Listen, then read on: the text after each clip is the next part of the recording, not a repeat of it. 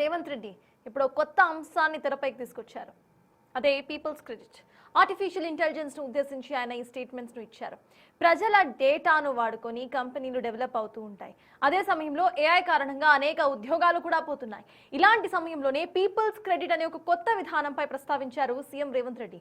మరి దీనిపై అసలు ఎలాంటి రియాక్షన్స్ ఉండబోతున్నాయి, అసలు ఈ ఆలోచన ఆచరణ సాధ్యమేనా అనే క్వశ్చన్స్ సైతం రైజ్ అవుతున్నాయి. దీనికి సంబంధించి మాట్లాడదాం. సో ఎస్ సార్, టెక్నాలజీని వాడుకొని వాళ్ళు ఏదైతే కాస్ట్ కటింగ్ చేసుకోవాలి అని అనుకుంటూ ఉంటారో కంపెనీస్, వాళ్ళని మళ్ళీ పీపుల్స్ క్రెడిట్ ఇవ్వండి అని అడగటం కరెక్టేనా? అండ్ వాళ్ళు ఒప్పుకుంటారు అనుకోవాలి, ఇది కరెక్టేనా సార్? అసలు మీ ఒపీనియన్ ఏంటి పీపుల్స్ క్రెడిట్ ఒక కాన్సెప్ట్ మీద? అంటే అంటే మొదలు మనకు పీపుల్స్ క్రెడిట్ అంటే అర్థం కావాలి. అదే నేను కూడా చూశాను. రేవంత్ రెడ్డి హార్వర్డ్ యూనివర్సిటీ విద్యార్థులను ఉద్దేశించి వర్చువల్ అడ్రస్లో ఈ వ్యాఖ్య చేశాడు. ఆర్టిఫిషియల్ ఇంటెలిజెన్స్ ఉద్యోగాలు తీసేస్తున్నాయి కనుక వారిని రీస్కిల్లింగ్ చేసి మళ్ళీ రీఎంప్లాయ్ చేయాల్సి ఉంటుంది. సో దీని కొరకు పీపుల్స్ క్రెడిట్ అంటే మీకు పొల్యూటర్ పే ప్రిన్సిపల్ ఉంటుంది. అంటే కాలుష్యం చేసే కంపెనీల దగ్గర కార్బన్ క్రెడిట్ వాళ్ళు కొనుక్కోవాల్సి ఉంటుంది. అంటే వాళ్ళు కాలుష్యం చేసినందుకు they have to pay for it. So అలాగే మీకు ఇక్కడ పీపుల్స్ క్రెడిట్ అంటే వాస్తవంగా సీఎం దాన్ని వివరించలేదు, బట్ అర్థమవుతున్నది ఏంటంటే ఏఐ కంపెనీలు ఉద్యోగాలను డిస్ప్లేస్ చేస్తాయి కనుక, ఉద్యోగుల్ని తొలగిస్తాయి కనుక దాని మందం వారు they have to pay a sort of a tax. Peoples carbon credit అన్న ఒక సార్ట్ ఆఫ్ ట్యాక్స్ లాంటిది. ఇది కూడా ఒక సార్ట్ ఆఫ్ ట్యాక్స్ వేస్తామని. ఇది కొత్త ఏమి కాదు. వాస్తవంగా బిల్ గేట్స్ రోబోట్స్ పైన రోబోట్స్ అండ్ బాట్స్ వాడినప్పుడే మాట్లాడాడు. ఇప్పుడు మీరు ఎంప్లాయీస్ని పెట్టుకొని సాలరీస్ ఇస్తే ఆ ఎంప్లాయీస్ ఇన్కమ్ పైన ఇన్కమ్ ట్యాక్స్ ఉండి ప్రభుత్వాలకు ఆదాయాలు వస్తాయి. కానీ ఇప్పుడు రోబోట్స్ని పెట్టి ఆ రోబోట్స్తో పని చేయించుకుంటే మీకు రోబోట్స్ ఇన్కమ్ ట్యాక్స్ కట్టవు. దానివల్ల ప్రభుత్వానికి ఆదాయం పోతుంది, ప్రజలకు ఉద్యోగాలు పోతాయి, కంపెనీలు మాత్రం ప్రాఫిట్స్ పెరుగుతాయి. అందువల్ల రోబోట్ల పైన ట్యాక్స్ వేయాలని బిల్ గేట్స్ ప్రతిపాదించారు. చాలా రోజులు ఏళ్ల క్రితమే ప్రతిపాదించాడు. So robots are like human beings, they are work force. So మనుషులు చేయాల్సిన పని రోబోట్స్ చేస్తున్నాయి.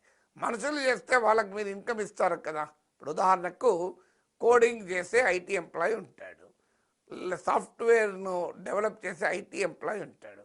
అతనికి ఈ సంవత్సరానికి 50 లక్షలు ఇచ్చామనుకో, 30 లక్షలు ఇచ్చామనుకోండి, దానిపైన అతను ఇన్కమ్ ట్యాక్స్ కడతాడు. కానీ అతన్ని తీసేసి నువ్వు ఏ ఏజెంట్ క్లాడ్నో పెట్టుకున్నావు అనుకోండి, అప్పుడు ఏం జరుగుతుంది?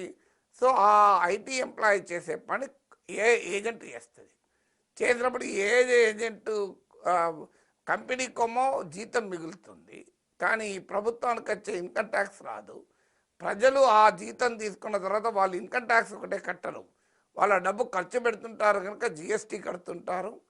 అదే నీకు ఈ ఏ ఏజెంట్ ద్వారా డిస్ప్లేస్ అయిన ప్రజలు వాళ్ళ ఉద్యోగాలే కాదు, వాళ్ళ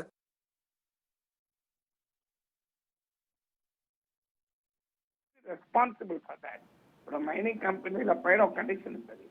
వాళ్ళు సహజ వనరులను, ఖనిజాల నిక్షేపాలను తవ్వి తీయడానికి అడవుల్ని నరుకుతుంటారు, అక్కడ పెద్ద ఎత్తున ఎక్స్కవేషన్ చేస్తారు. రేపు ఆ మైనింగ్ అయిపోయినాక they have to restore it to nature అని. అది ఎంత ఆ మైనింగ్ అయిపోయినాక they have to restore it to nature అని. అది ఎంతమంది దీన్ని అమలు చేస్తున్నారో తెలియదు. ఇప్పుడు సింగరేణి కాలనీ దగ్గర ఓపెన్ కాస్ట్ మైన్స్ ఉన్నాయి, rules away. They have to restore it to the nature. అంటే దాన్ని మళ్ళీ అక్కడ చెట్లు పెంచాలి, మళ్ళీ దాన్ని గ్రౌండ్ ఎర్త్ మెటీరియల్ తెచ్చి వేసి వాటిని పూడ్చాలి. సో దానివల్ల నేచర్కు నువ్వు you have to give back to nature. ఇప్పుడు అందుకే మీకు పెద్ద పెద్ద ఇరిగేషన్ ప్రాజెక్టులు, పెద్ద పెద్ద ప్రాజెక్టులు అయినప్పుడు అడవులు తొలగిస్తే కంపెన్సేటరీ ఫారెస్ట్ కూడా పెంచాలని రూల్స్ ఉంటాయి.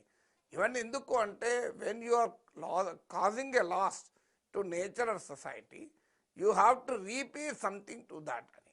సో అందువల్ల కాన్సెప్చువల్లీ ఇది చాలా ఓల్డ్ కాన్సెప్ట్, బట్ దీన్ని అమలు చేయడం అనేది ఛాలెంజింగ్. ఎందుకు ఛాలెంజింగ్ అంటే ఏ కంపెనీ ఇప్పుడు లాభాల్లో లేవు. అర్థం కావాల్సింది అంటే ఆల్ ఏ కంపెనీస్ భారీగా నష్టాల్లో ఉన్నాయి. మీరు ఏ మీద పెడుతున్న ఇన్వెస్ట్మెంట్ అంతా ఇట్ ఈజ్ ఓన్లీ ఇన్వెస్ట్మెంట్. ఏదో పెద్ద ఇంటర్నెట్ లాంటి ఒక బ్రేక్ త్రూ వస్తుందని ఆశించి పెడుతున్నారు. మీకు open AI owner Sam Altman చెప్పాడు 2030 వరకు మీ లాభాలు ఆశించకూడదు అని. సో అది గూగుల్ కానీ, అది మెటా కానీ, అది మైక్రోసాఫ్ట్ కానీ, అది ఆంథ్రోపిక్ కానీ, అందరూ కూడా they are only spending money, no body is earning money. So అందుకే ఏ ఇన్వెస్ట్మెంట్ బబుల్ కూడా బర్స్ట్ అవుతుంది అన్న చర్చ ఇంక్లూడింగ్ సామ్ ఆల్ట్మాన్ నుంచి మొదలుకొని ఆల్ ఐటీ కంపెనీల దిగ్గజ కంపెనీల సీఈఓలే చెప్తున్నారు ఓపెన్గా, ఇన్వెస్ట్మెంట్ బబుల్ బర్స్ట్ కావచ్చు, టెక్నాలజీ బబుల్ బర్స్ట్ కాదు అని. అంటే అర్థం పెట్టిన డబ్బులకు అనుగుణంగా ఆదాయాలు రాకపోవచ్చు, కానీ డెవలప్ అయితే టెక్నాలజీ ఎంతో కొంత అవుతుంది. టోటల్గా అద్భుతాలు చేస్తుందా చేయదా తెలియదు, కానీ ఆల్రెడీ టెక్నాలజీ కొంత అద్భుతాలు చేయడం మొదలుపెట్టింది కూడా. సో అందువల్ల ఏఐ గ్రోత్ వల్ల టెక్నాలజీ బబుల్ బర్స్ట్ కాదు, బర్స్ట్ అయితే ఇన్వెస్ట్మెంట్ బబుల్ బర్స్ట్ అవుతుంది అంటున్నారు. సో అందువల్ల లాభాలే రాని ఏఐ కంపెనీలకు అదనంగా మీరు పీపుల్స్ క్రెడిట్ పేరిట ట్యాక్స్ వేస్తే ఏఐ పైన ఇన్వెస్ట్మెంట్ స్లో డౌన్ అయ్యే అవకాశం ఉంటుంది. ఇప్పుడు మనం చైనా ఏఐ మీద పెడుతున్న ఇన్వెస్ట్మెంట్తో పోల్చినా, అమెరికా ఏఐ మీద పెడుతున్న ఇన్వెస్ట్మెంట్తో పోలిస్తే ఇండియా ఏఐ మీద పెట్టే ఇన్వెస్ట్మెంట్ ఆల్మోస్ట్ నెగ్లిజిబుల్ కంపారిటివ్లీ. మనం కూడా ఇన్వెస్ట్ చేస్తున్నాం, బట్ రిలేటివ్లీ చూస్తే అమెరికాతో పోలిస్తే చైనాలో ఏఐ మీద పెడుతున్న దాంతో పోలిస్తే ఇండియా ఇది వెరీ వెరీ ఫార్ బిహైండ్. ఈ టెక్నాలజీలో ఏమవుతుందంటే ఎవరైతే ముందు ఉంటారో వారే భవిష్యత్ ఎకానమీని నడిపిస్తారు. సో అందువల్ల మనం ఇప్పుడు ఏఐలో ఇన్వెస్ట్మెంట్ ఇప్పుడు చేయకపోతే we will lose an historic opportunity. So one life time opportunity ఎప్పటికి రావు ఇవి. So we will lag behind AI revolution నుంచి అని చెప్పి ఇన్వెస్ట్ చేయాలి అంటే అది లాభం వస్తుందో లేదో తెలియదు. So nobody knows what will be the ultimate results. అలాంటి సిచ్యువేషన్లో ఆర్టిఫిషియల్ ఇంటెలిజెన్స్ ఉండగా నేను మళ్ళీ పీపుల్స్ క్రెడిట్ వేస్తాను, పీపుల్స్ క్రెడిట్ కాదు, వాస్తవంగా కార్బన్ క్రెడిట్ కూడా వేయాలి. ఎందుకంటే ఏఐ పెద్ద ఎత్తున వాటర్ను పవర్ను కన్జ్యూమ్ చేస్తుంది. అంటే నేచర్పై కూడా ఇప్పుడు ఈ డేటా సెంటర్లో నడవాలంటే మ్యాసివ్ ఎనర్జీ కన్జంప్షన్ ఉంటుంది, మ్యాసివ్ అన్బిలీవబుల్ ఎనర్జీ కన్జంప్షన్ ఉంటుంది. సో మీకు ఒక్క గూగుల్ ఏఐ హబ్ మన వైజాగ్లో వచ్చింది, అది వాడే పవర్ ఎంత ఉంటుంది అంటే ఢిల్లీలో ప్రజలు మొత్తం వాడే పవర్ కూడా ఎక్కువ పడుతుంది. సో అంత మ్యాసివ్ ఎనర్జీ కన్జంప్షన్ కావాలంటే మన నేచురల్ రిసోర్స్ డిప్లీషన్ ఉంటుంది, సహజ వనరులు తగ్గిపోతాయి. దానికి అందుకే కార్బన్ క్రెడిట్ కూడా కావాలి మరి. సో అందువల్ల ఇవన్నీ ఇంటర్లింక్డ్. మీకు it's extremely difficult to implement. But idea అయితే చాలా old idea, but how far that can be implemented. ఇది కాక మళ్ళీ మనకు ప్రాబ్లం ఏంటంటే ఫారిన్ ఇన్వెస్టర్స్ ఉంటారు, వాళ్ళు ఒకవైపు ఈజ్ ఆఫ్ డూయింగ్ బిజినెస్ పేరిట ప్రభుత్వాలు రాయితీలు ఇస్తున్న సమయం. ఇవాళ గూగుల్ ఏ హబ్ విశాఖ రావడానికి ఎన్ని రాయితీలు ఇచ్చారు? 1000 కోట్ల రాయితీలు ఇచ్చారు. సో మనం కాకపోతే ఇంకో దేశం రాయితీలు ఇచ్చి పట్టుకెళ్తుంది, మనం కాకపోతే ఇంకో రాష్ట్రం రాయితీలు ఇచ్చి పట్టుకెళ్ళిపోతుంది. సో అందువల్ల దర్ ఇస్ ఎ కాంపిటీషన్ కూడా ఉంటుంది రాష్ట్రాల మధ్య, దేశాల మధ్య. సో అందువల్ల conceptually this is a old concept అయినా ఇంప్లిమెంటేషన్ ఛాలెంజెస్ చాలా ఎక్కువ ఉంటాయి. Yes, sir.